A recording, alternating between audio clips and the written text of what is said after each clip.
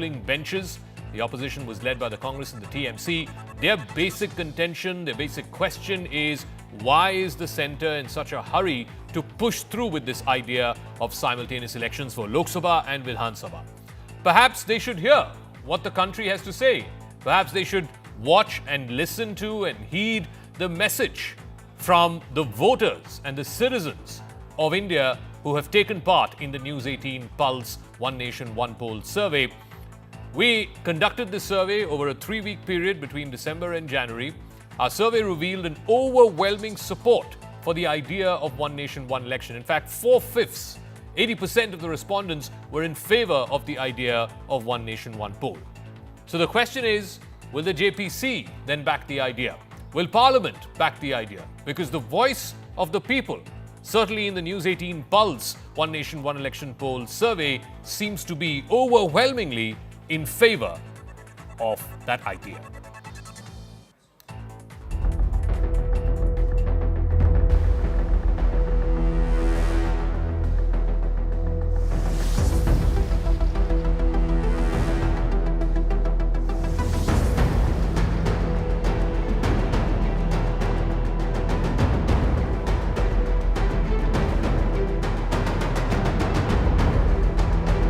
हमारा प्रयास रहेगा कि हम सबको सुनें, सबकी इनपुट लें, सबकी राय लें, ओपन माइंड से, और हम उसको एग्जामिन करेंगे dispassionately.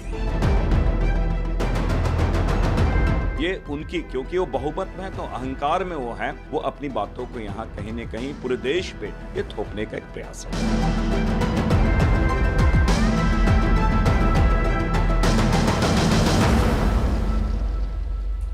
All right, so before we go to our guests, I want to bring you up to speed with the big, broad findings of the News 18 Pulse One Nation, One Election survey. The first big question that we asked over 4,500 respondents is, do you support simultaneous polls for Lok Sabha and Vidhan Sabha? And the result is this: 80% say yes, they support the idea of simultaneous elections for Parliament as well as for various state legislatures. 16% say no, 4% say they cannot say or they're unsure. The second question: do you believe that simultaneous polls will save public money? After all, in India, public money is used for conducting elections. Of course, political parties, individual candidates spend money, but ultimately it's the political system where this money is being spent on. And again, an overwhelming 81% of the population said that yes, public money will be saved. 13% said no, no public money will be saved. 6% said don't know, can't say, unsure. The third question: will one nation, one election reduce disruptions, whether it is traffic jams, school closures? Remember, over 1 lakh schools were required for the 2024 general election. Of course, schools have to be shut. Most polling booths happen to be schools across the country. Again, 81% said yes, it will lead to less disruption, whether it is in the form of political rallies, traffic jams, inconvenience to daily life, and of course, most importantly, closure of schools. No, 13%, and don't know or can't say, 6%. And finally, will the voter, and this is one of the things that the opposition parties have been saying, that if you have simultaneous elections, choosing an MP candidate, choosing an MLA candidate from a wide field, voters will get confused between picking a Lok Sabha candidate and an assembly candidate. Here, the numbers are not that staggering. Yes, 39% are saying yes, there is a chance of getting confused. 49% are saying no, there is no chance of getting confused. Also, just want to qualify before I open this up to our guests that the 80% support for one nation, one election, it is much deeper, much more pronounced in northern, central and eastern parts of India. It is less pronounced in the southern, western and northeastern parts of India. Now, make of it what you will. But fact is, overall in the survey that we conducted over a 3-week period, over 4,500 respondents, there is majority support, overwhelming majority support for the idea of one nation, one poll. Let's open this up now to our guests: Pradeep Bhandari, national spokesperson of the BJP, joining us; Ashpreet Kadyal, spokesperson of the Congress; Faizan Kidwai, spokesperson of the Samajwadi Party; Satya Mule, advocate at the Supreme Court, is also joining us. Pradeep Bhandari, while the survey takeaways are very clearly in favor of the idea of one nation, one election. Couple of things that do stand out, which may be of concern to your party, is 40%, 4 out of 10 survey respondents say that yes, there is scope for confusion in candidates if there are multiple candidates, both for Lok Sabha and Vidhan Sabha at the same time. And also, the idea that one nation, one poll is not finding as many takers. Yes, it is still a majority, but not as many takers in South, West, and Northeast.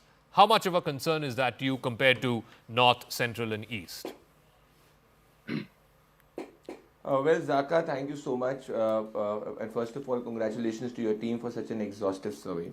Point number one, we are implementing the one nation, one election not because of merely cost concerns or the objective of getting the GDP up and making it Viksit Bharat, but the idea is to implement the Constitution of India in letter and spirit, because the vision of the Indian Constitution makers was one nation, one election, and the vision of the Indian Constituent Assembly was one nation, one election, and that Constituent Assembly was largely dominated by the Congress party. Point number two, no election commission, no law commission since independence, and after the cycle of one nation, one election was broken, even once said that one nation, one election should not happen. In fact, since 1983 onwards, whether it is the election commission or the law commission, it has said that one nation, one election is in interest of growth, it is in interest of the constitutional principle of federalism and in interest of the basic structure doctrine. Now let me address the 2 points which you said in particular to the Eastern India and the Southern India part. Well, in the Eastern India, Zakka, if you recall, in Odisha has been following one nation, one election from quite some time.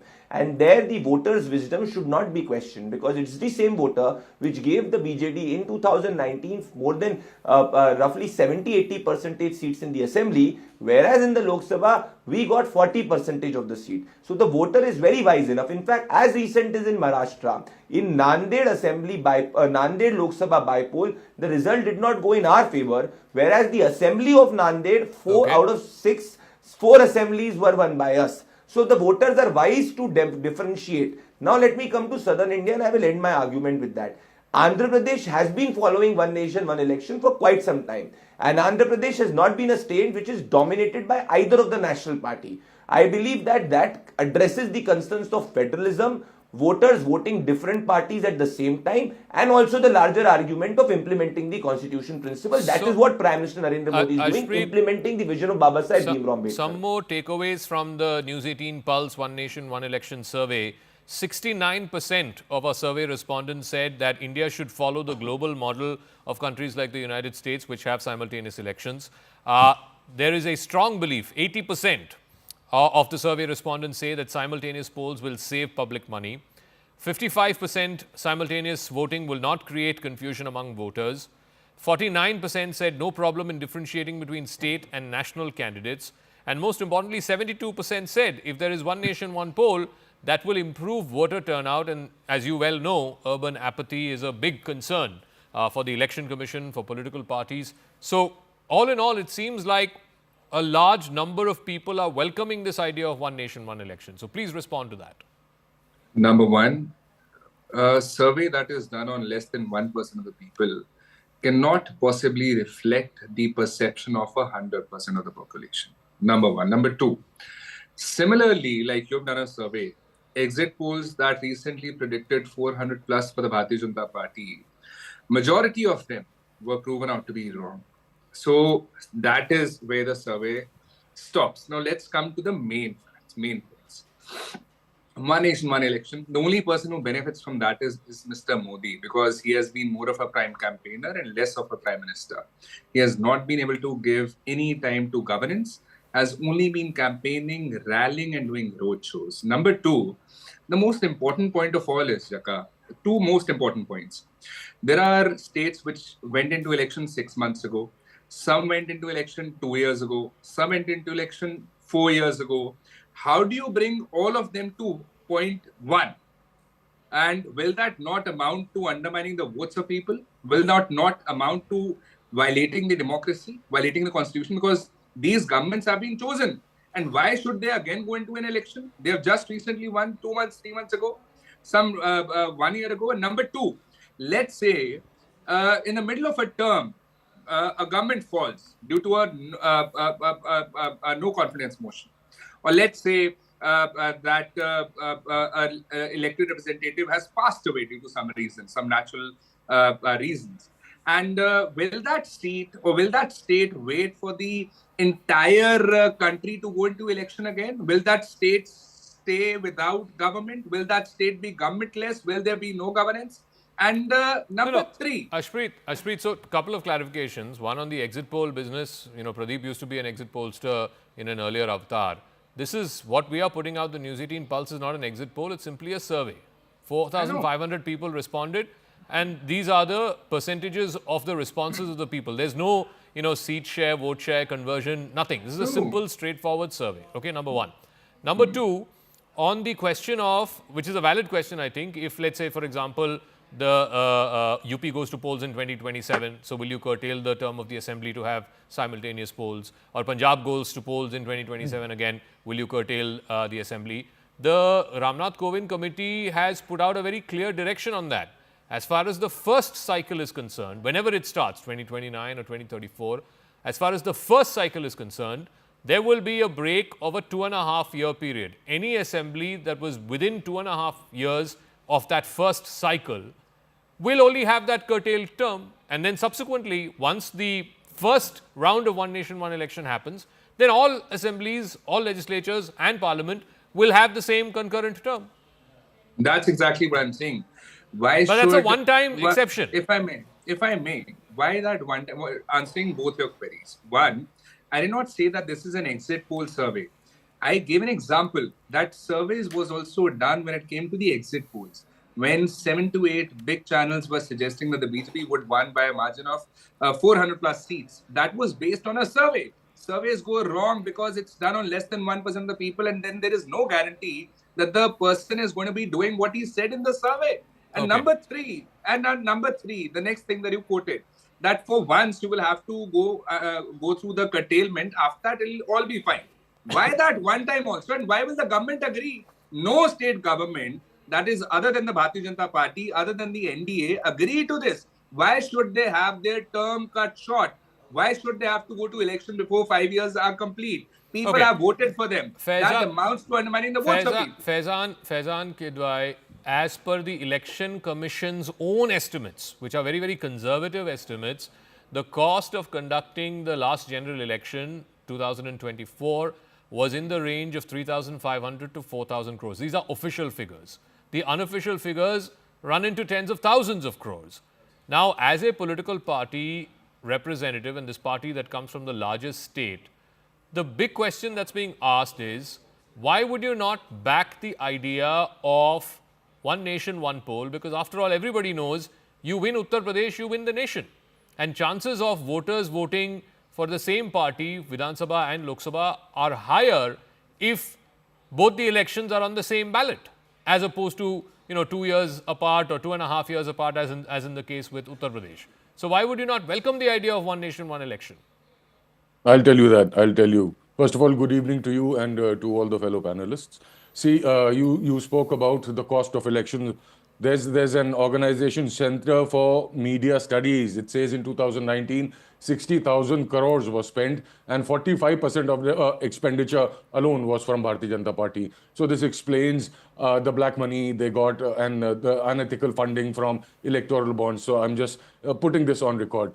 As far as One Nation, One Election is concerned, Zakka, see, One Nation, One Election is a sinister plan of Bharatiya Janata Party to promote a presidential style of government and dominate the political landscape of India. This will destroy the federal structure and eliminate regional parties, and which are the voices of the weaker and marginalized sections. State issues will be lost forever. It will be the center issues which will dominate. BJP might benefit electorally, but at large, we, the people of India, will suffer. I'll give you something, some data, Zakka. See, for instance, in Uttar Pradesh, there are certain issues which are very local to Uttar Pradesh, like the sugarcane farmers, non-payment of their dues. This government is not doing that. So during elections, the government of the Yogi government gets very alert and works towards it. At least, sirf dikhawe ke liye sahi, but at least they do something. Then a minister in Uttar Pradesh government spoke to Business Standard. He says, red tapeism has become the norm of the day. Bureaucrats are dominating. Ministers ki sunte nahi hai. A report which was tabled in Parliament, it says Uttar Pradesh tops when it comes to deaths on road because of potholes, bad roads. No, but So what is these are the any local of that issues. got I to am do just with, sir, what has any of that sir, got to do let me with just one complete. nation, one election? I'll tell you. If there is one nation, one election, then central issues will dominate. The jumlas of Mr. Modi will dominate. People will get kind of confused that what are the relevant issues they should be voting on. So the people of Uttar Pradesh at large and the state of Uttar Pradesh at large will suffer. Okay. For instance, Again, with all due respect to the opinion that you have shared, I think the people of Uttar Pradesh, the people of various states across this country are smart enough to know which issues to vote Zakka. on, and I don't You think they are so confusing them. gullible. You are putting too much that, pressure on them. No, I don't think they're so gullible that Zakka, this will destroy the they're going federal to get structure of confused India. on what issues they are going to vote. But by the way, I did a math or analysis of the various elections that happened from 2014 onwards, since Mr. Modi came to power. And Satya Mule, I know this may not be a strongly a legal point, this is more a political point. So I went all the way from 2014, right after Mr. Modi's grand Lok Sabha win. In the last 10 years, 2015, the Delhi election, Aam Aadmi Party won, BJP lost. Bihar, 2015, the Gathbandhan won, BJP lost. 2016, the only state that BJP won was Assam. It lost Kerala, it lost Bengal, it lost Tamil Nadu. 2017, BJP won UP and Uttarakhand, but it lost Punjab. It won both Gujarat and Himachal, but in 2022, it won only Gujarat, but it lost Himachal. So I did the whole math, the entire math from 2014 onwards. And guess what? The state count so far, the big states, I have not taken into account smaller states which have less than 70 or 75 seats in the assembly. The count is 14 state wins to the BJP since 2014 and 16 wins to the opposition, either regional parties like TMC, DMK, etc., or Congress party. So where is this whole fear coming from that if it's going to be one nation, one election, Modi is going to dominate, Modi is going to win all the states? That evidence is not borne out since 2014. Well, Zakka very rightly pointed out. In 2014, in fact, we can also derive benefits from certain elections. Telangana and Andhra Pradesh went concurrently with Lok Sabha elections, and the voter turnout was very high. And it's not that all the elections were won by BJP at that point of time also. I wonder why people are saying that it is a sinister plan of Mr. Modi and jublas of Mr. Modi will work. This particular thing that is going to come into existence, no doubt about it. One nation, one election. Mr. Modi is not going to rule and not going to remain Prime Minister of India for next 100 years. Hello. Let's come to this reality. There are certain benefits apart from cost efficiency. There is administrative efficiency. There is reduction in policy paralysis. Let's take the example of Delhi. Delhi is going to remain into model code of conduct for almost 3 months now. Earlier it was for Lok Sabha. Now it is going to go for polls and it's going to remain in model code of conduct for 3 months. Where is the policy implementation in Delhi? It's because of model code of conduct Delhi is going to suffer. And also other states who are in the same category are going to suffer. Now focus on development. Politicians, administrative staff, they can allocate their precious time for giving focus on development. Now, we are being called as a nation who is continuously under election mode. Even the opposition takes jibes at BJP or any ruling party saying that they are always in campaigning mode. Let's get out of it. One way to get out of it is one nation, one election. Okay. Now, the benefit of it is also serving the purpose of having a democracy. How I tell you? By allowing to increase the turnout of voters. Once again, if I have to refer those 3 elections, Telangana, Hyderabad, and the Lok Sabha elections of 2014, there was a record turnout in that particular elections. So let the people come out, take the benefit. Which is a finding that we have found in the News 18 Pulse survey as well, that 72% respondents have said that one nation, one poll would improve voter turnout. But let's get down to the brass tacks. Pradeep Bhandari, fact of the matter is, if you have to pass this is a constitutional amendment. If you have to pass this, you have to have support of 2/3 of members present and voting. If all 543 members are present and voting in the Lok Sabha, you need the support of 367. You currently have 293. Where are you going to get these extra 70-odd votes from? The opposition is saying, even the BJP knows that they don't have the numbers. This is simply yet another jumla. Zakka, first of all, there is no combined opposition in this country.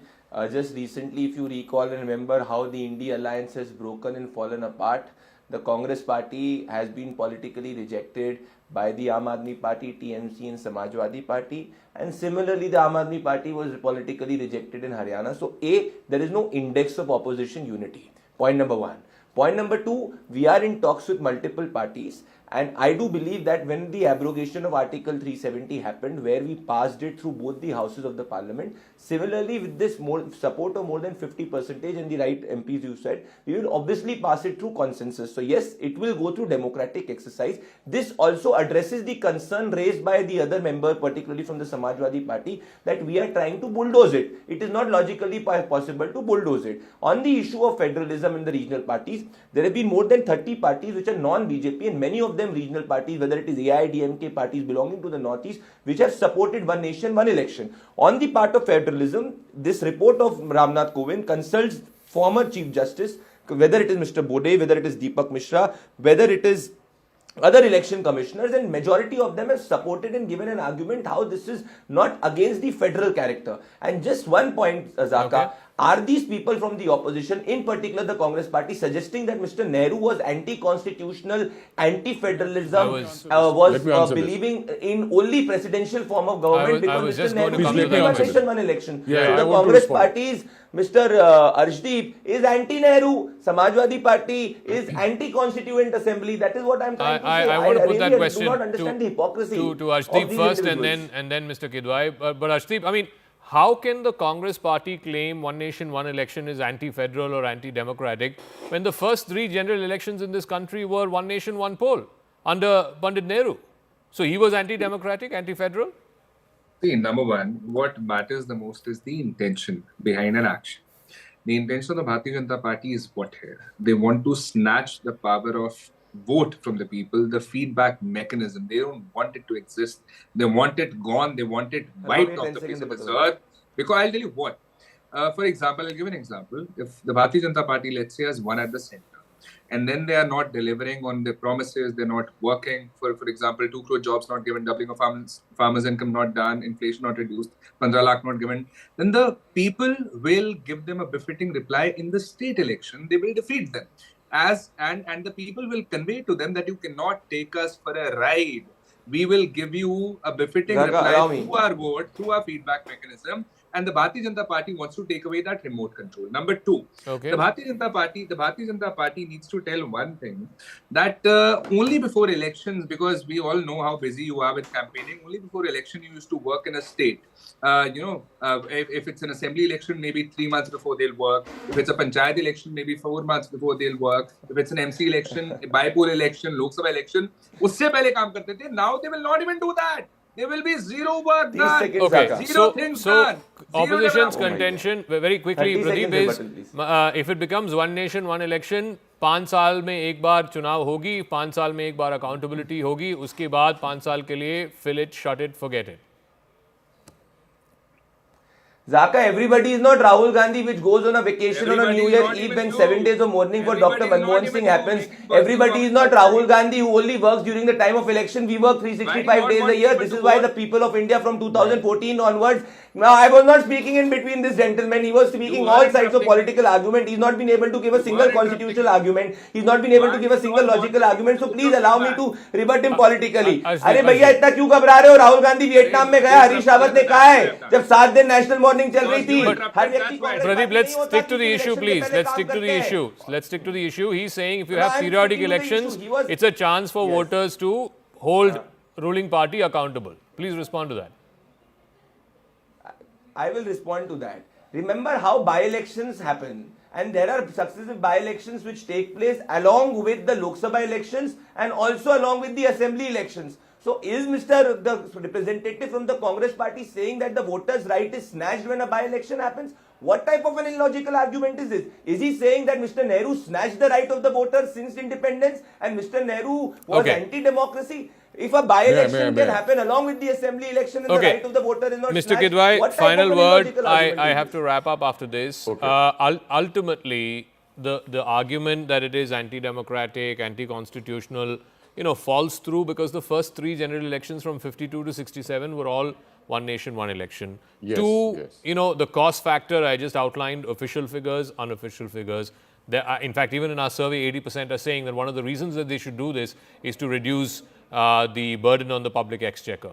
So, what is the argument against? I don't see an argument against. I'll tell you. Kindly give me 2 minutes, please, uninterrupted. Okay, so this argument from Bharatiya Janata Party that if it was happening earlier and nobody had an issue, why do you have an issue now? It's a very childish, a very puerile argument. See, back then Congress dominated the political landscape, either it be the center or the state, but things changed after 1967 when regional players became prominent, like the DMK, the Akalis, the Samajwadi Party, and of late Aam Aadmi Party. Things have changed. Now BJP, now there is no dominance. Pradeep, now 1 second. Pradeep, you don't interrupt. Please, yaar, come on. Pradeep, please. You said when Ashdeep interrupted that you didn't interrupt him. अब आप उसी courtesy दे दो ना फैजान साहब को. Faisan sir, finish your point. I got to wrap up. I have to move so on. Now I'll just give you a data. In 1951, as per census, the population of India was 36 crore. Today it's 140. Approximate booths at that time were 2.24 lakh. Now they are more than 11 lakh. Registered voters were 17.3 crores. Now it's more than 95 crores. So in such what a are you saying? Are you saying election commission I am saying, does not have the capability to have... It's not capable. If it was capable, Maharashtra, Jharkhand और हरियाणा और जम्मू कश्मीर का तो साथ करा नहीं पाए, ये पूरे हिंदुस्तान का कहां से कराएंगे? And just one more point. They have said in the proposal itself that local body elections will be held 100 days later. So it defeats the purpose of one nation, one election from the point go. So and because it will require let me wrap doing up all the logistical with that. things let me again. wrap up with that because I have to move on to the second part of Brass Tacks. Thank you very much to our political spokespersons on this. Like I said, the News 18 Pulse One Nation, One Election survey is very clear. At least the 4,500 plus respondents who took part in this survey are very, very clear, at least by a 4/5 majority, that yes, One Nation, One Poll is a good idea. And the single biggest sort of instigating factor for it, or the single biggest incentive for it, is the fact that it will cut down the pressure on public exchequer. Let's now move on to another story. Again, talking about pressure on public exchequer, the Congress government in Karnataka is facing a bit of an embarrassing situation. This time, it's over the Deputy Chief Minister D.K. Shivkumar's ambitious and pet project, a tunnel road connecting Hebbal to the Silk Board, which is in the southern part of the city. Now, while it sounds like a step towards ramping up infrastructure, and Bangalore desperately needs such high-end infrastructure, there was a point of concern. The project's detailed report mentioned cities and towns in Maharashtra, places like Malegaon, places like Nashik. This was in the draft report that was submitted by the company that was awarded the tender. And remember, the tendering process, as per the government's own records, cost somewhere around 9 crore rupees, a little more than 9 crore rupees.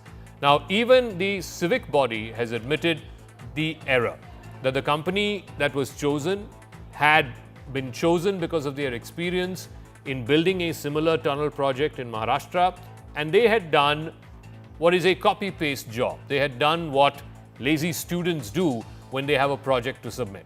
D.K. Shivkumar is yet to comment on this issue. This is an 18-kilometer tunnel road project. The estimated cost is almost 15,000 crores.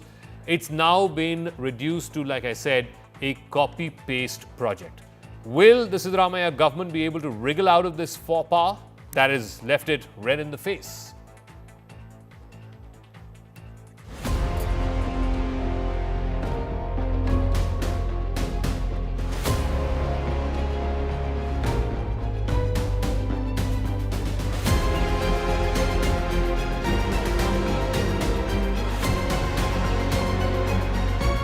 They are saying underground. Mr. D.K. Kumar ji, Siddaramaiah ji, first you have to clear upper road. I have no idea. It's all something to do with the minister concerned. In this case, it is the deputy chief. ಏನು mistake ಆಗಿದೆ ಅದಕ್ಕೆ ಅವರು compiling error ಆಗಿತ್ತು ರಾಡಿಕ್ ಸಂಸ್ಥೆಯವರು ತಮ್ಮ apology ಕ್ಷಮೆ ಯಾಚನೆ ಕೇಳಿದ್ದಾರೆ.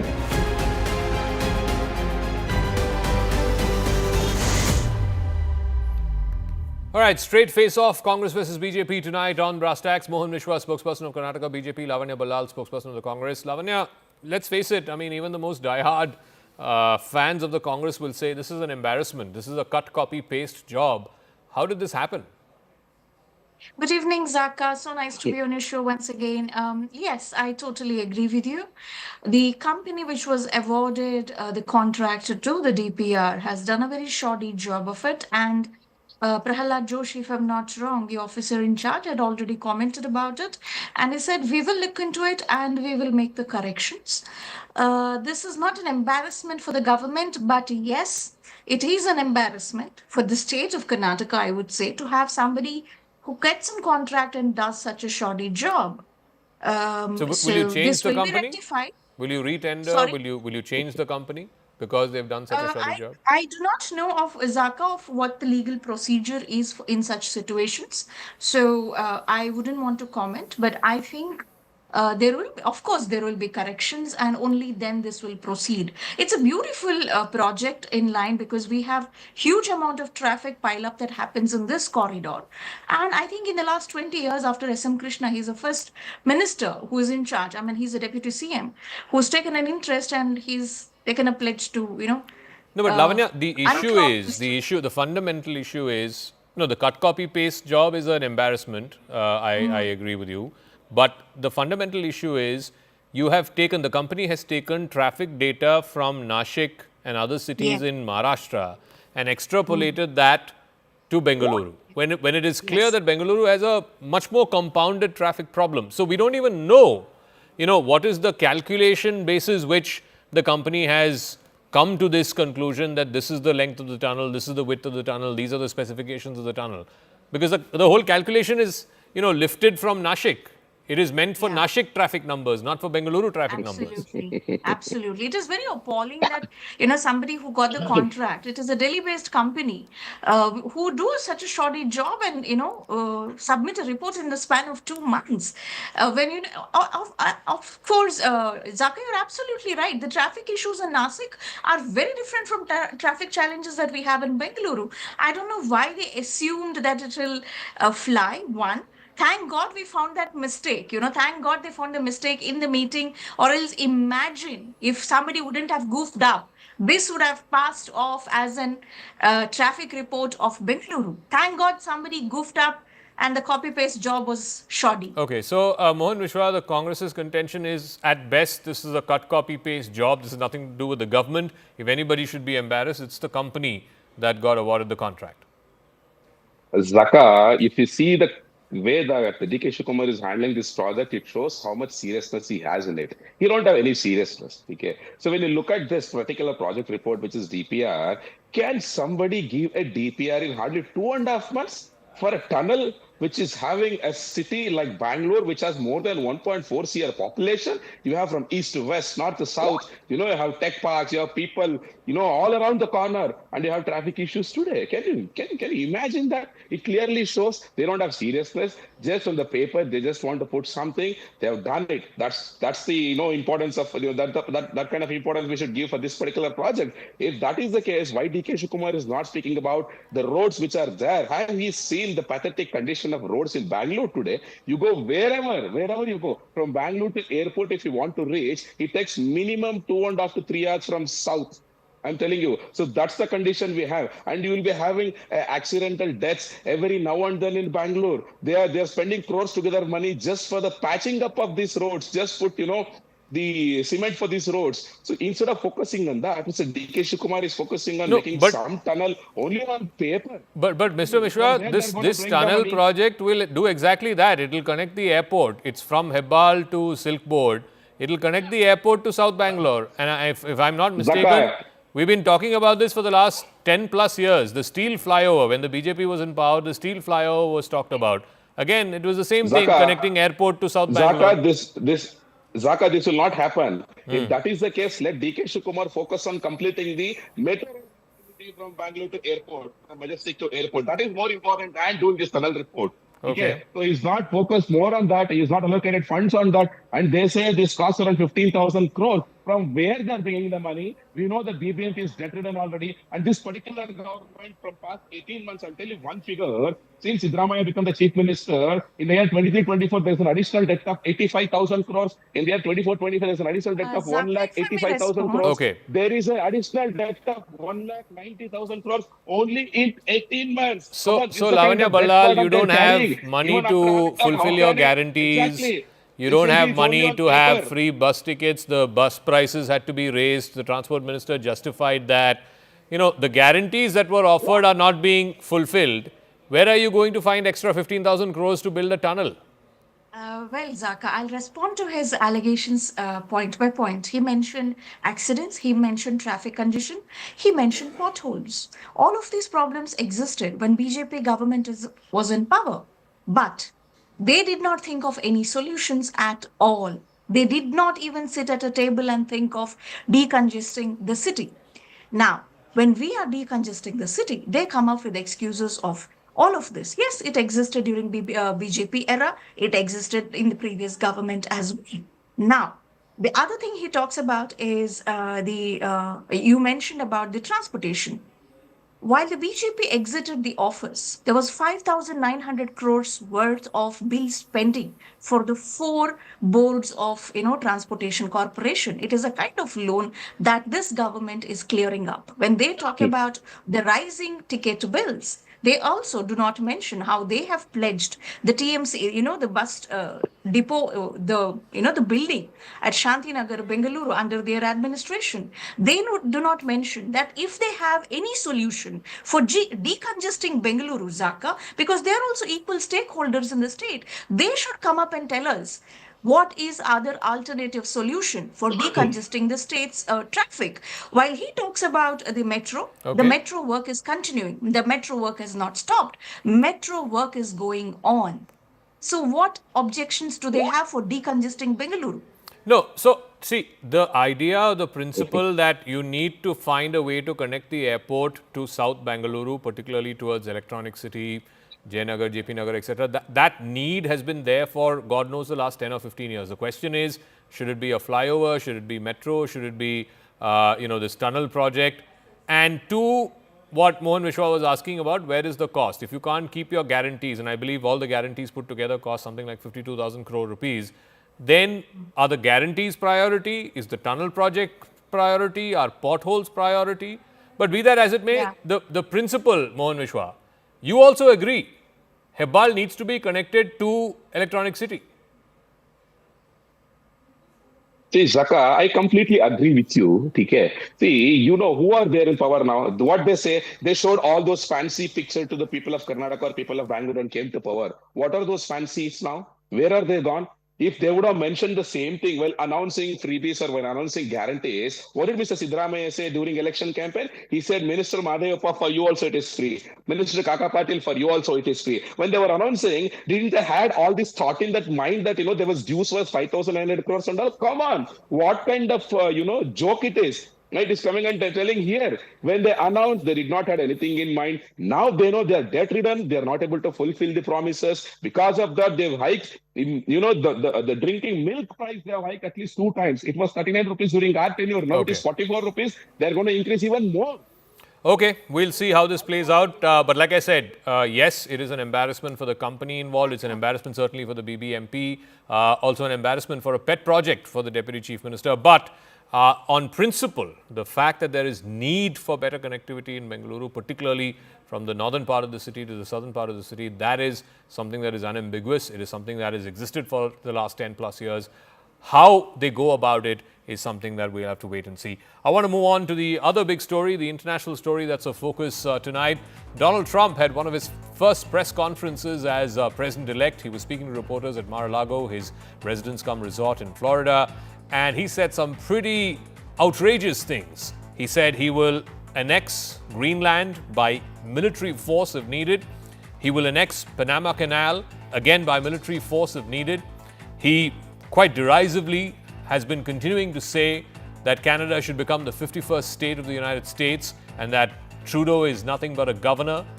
All of this, is there a method in this madness, or is this Trump being Trump? I try and decode what's going on with this Pax Trumpicana situation.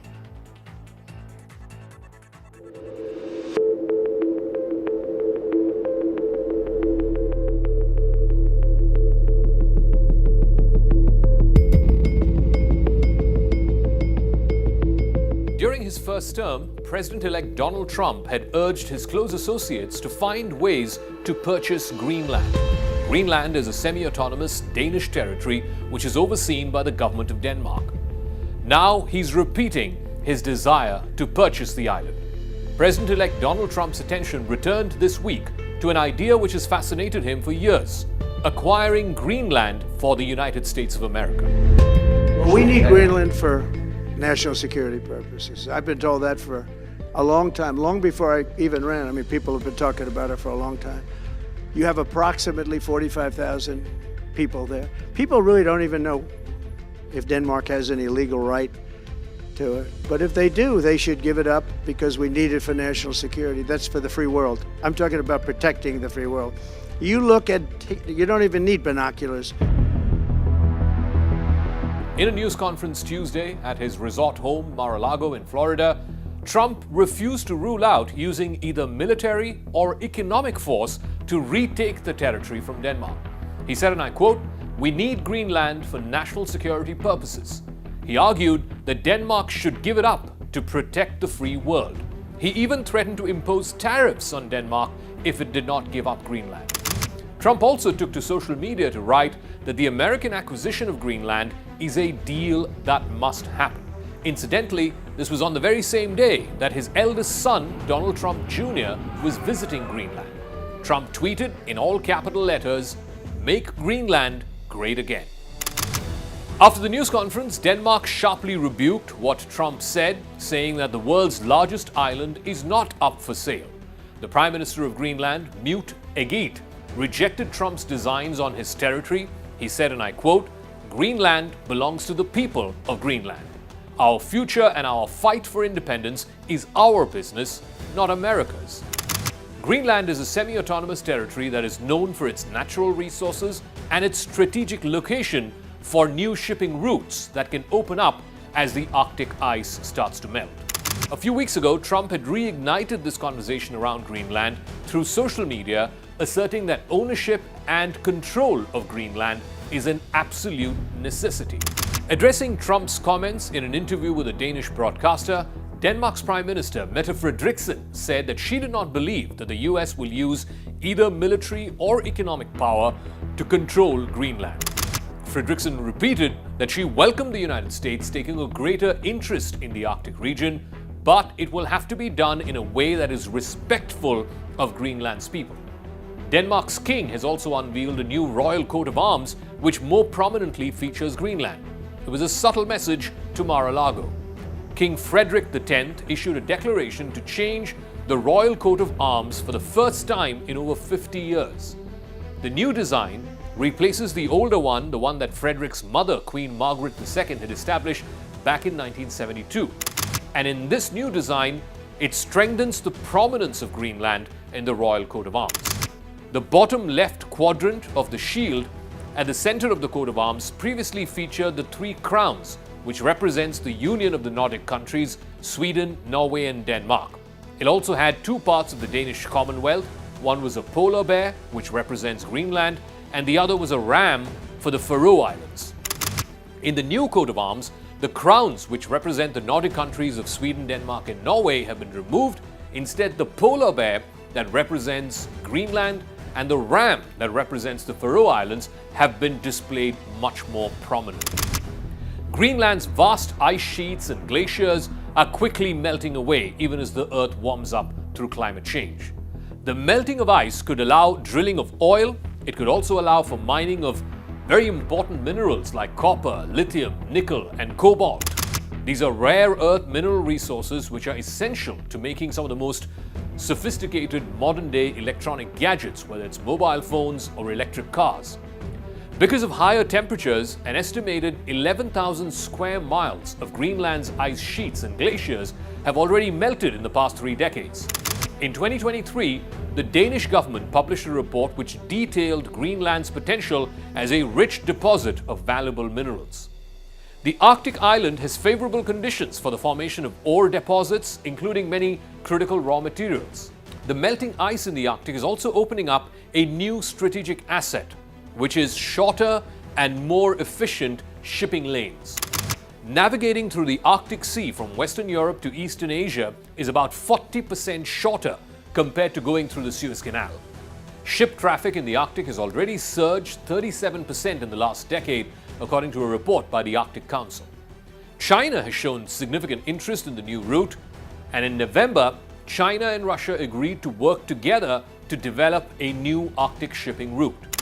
Greenland is essentially the highway from the Arctic all the way to North America and eventually to the United States. It is strategically very important to the Arctic, which is going to be a critical battleground in the future because as climate change accelerates, as temperatures get warmer, the Arctic is going to be a pathway which will cut down the usage of both the Suez Canal and the Panama Canal. So that brings us to the Panama Canal, which is again a pet peeve of Donald Trump. He's now expressed a desire to reclaim control of the Panama Canal, citing unfair tolls imposed by the government of Panama. He also laments about increasing Chinese influence on the Panama Canal.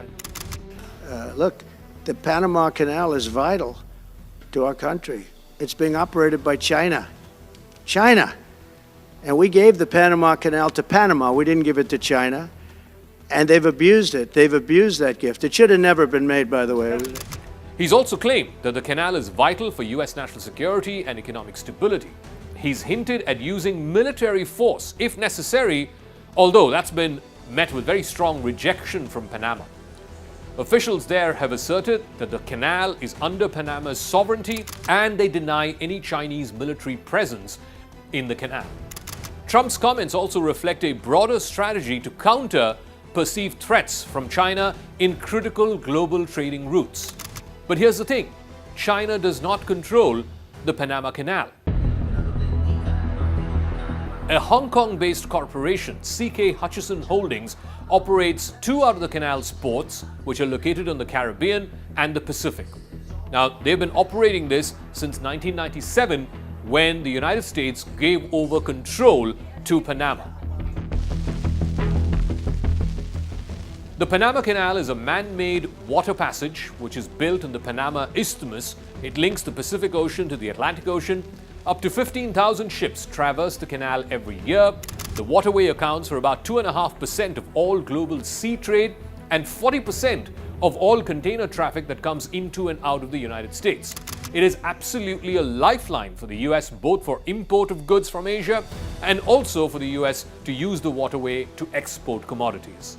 The canal was built between 1904 and 1914, mostly by the United States, with the then President Theodore Roosevelt overseeing the construction. The government of Panama, though, owns the canal.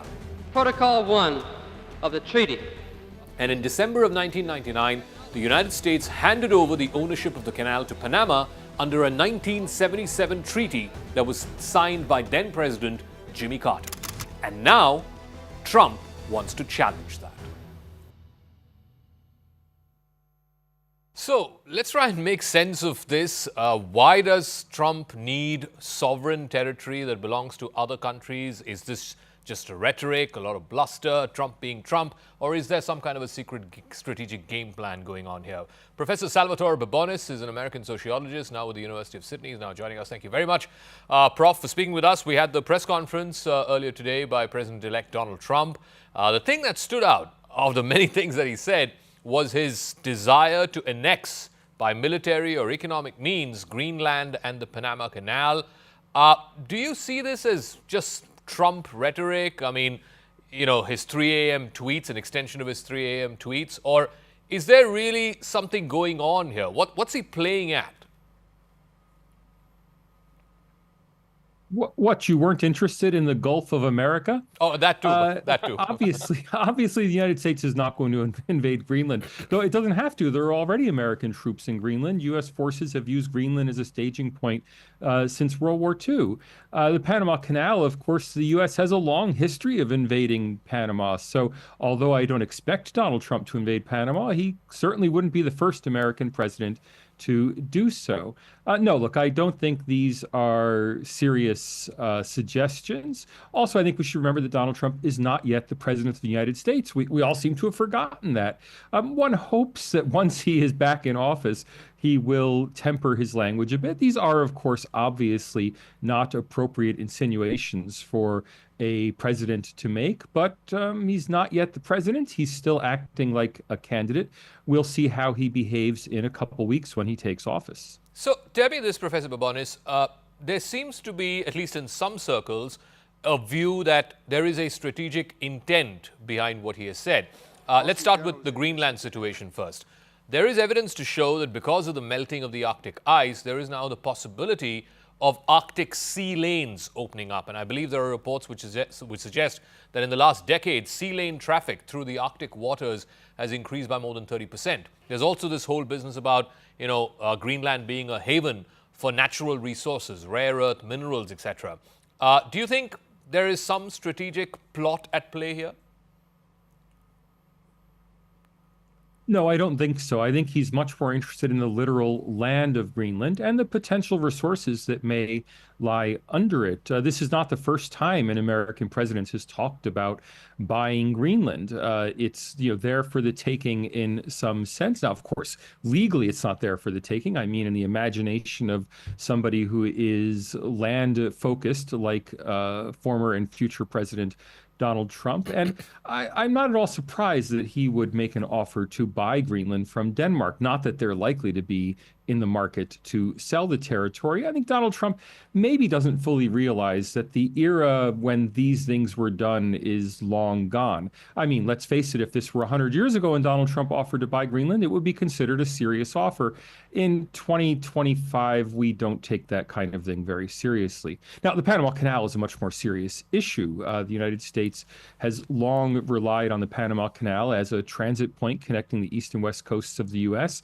It's much less economically important today than it was 100 years ago, and it's certainly much less important for defense purposes because the largest U.S. aircraft carriers cannot transit the Panama Canal anyway, so it's no longer of crucial defense significance. So there was a time when the U.S. designed its battleships, the Standards as they were called, exactly to fit in the Panama Canal, because that's how long a U.S. battleship could be before it became strategically less useful.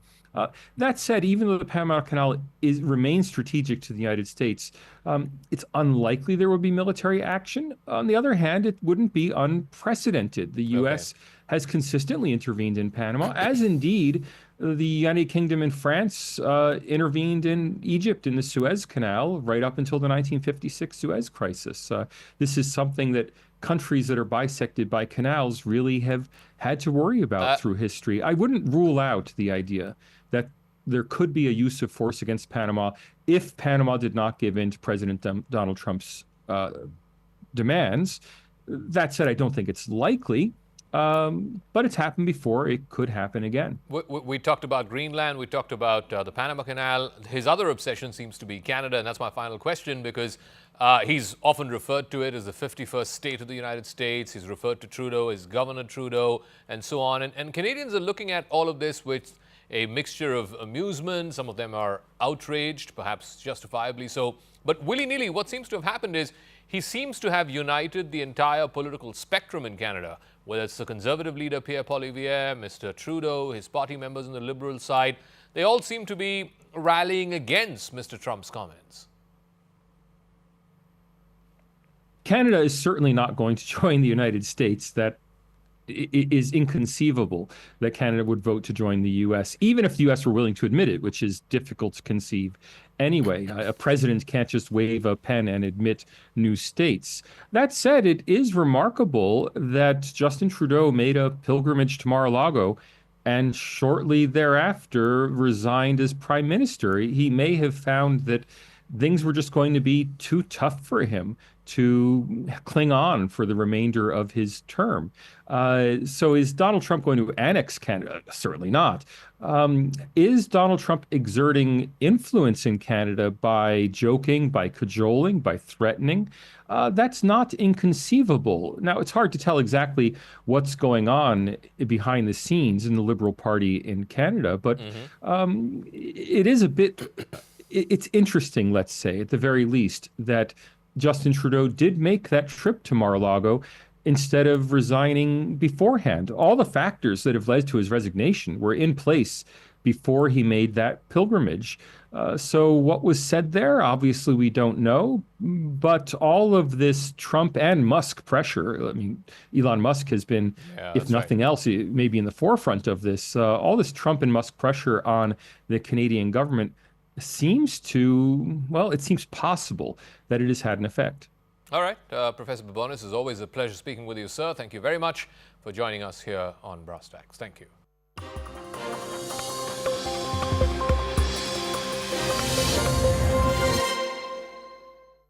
Co-powered by. We have along with us ISRO Chairman Designate Dr. Narayan here.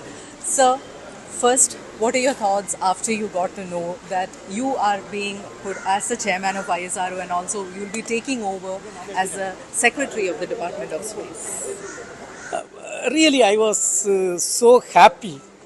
But then I know it's a great responsibility and great, rather, I will tell, faith on me by the Honorable Prime Minister.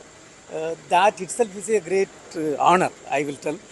And I know the type of ISRO team members, outstanding team, and we will be together doing great job.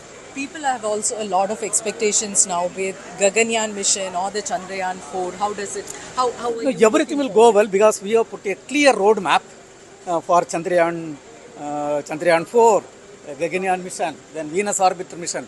Everything we have put a clear roadmap. So it is a continuity. It is the leadership if you take from starting from Sarabhai, Professor Satish Dhawan, then comes to Professor U.R. Rao, Kasturirangan sir, Madhav Nair sir, then Dr. Radhakrishnan sir, Kiran Kumar sir, Dr. Sivan, Somnath. It's a leadership hierarchy. So I am fortunate to get this role and contribute. Joined ISRO so many years back, but at that time, did you imagine, hailing from Kanyakumari, do you imagine that one day you will be in this position?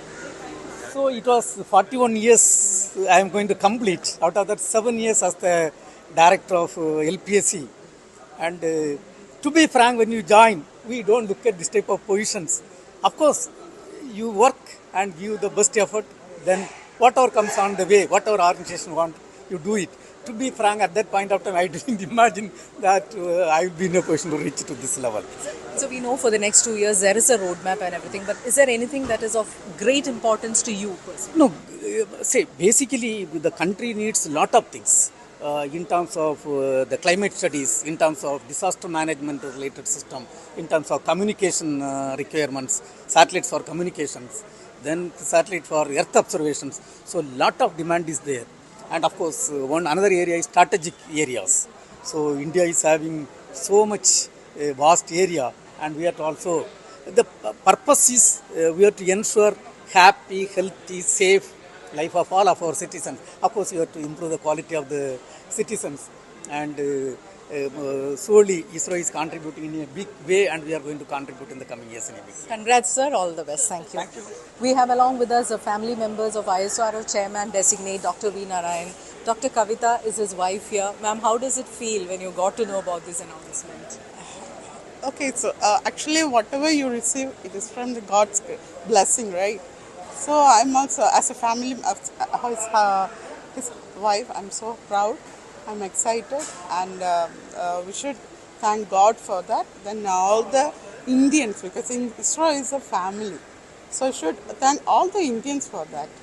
And what else? Okay. His daughter is also here. So, what was your initial reaction when you got to know? I'm super excited for him. Laminates presents CNN News 18 Primetime Studio. We're live from the CNN News 18 Primetime Studio, brought to you by Green Lamb Laminates. Viewers, for a few days now, the Congress party has been chiding the NDA led by Narendra Modi for its alleged indifference for demarcating a suitable memorial site for Dr. Manmohan Singh in the Union capital. You must have been hearing the taunts. The Congress has been accusing the BJP of not respecting opposition leaders who have held the highest constitutional offices in the land.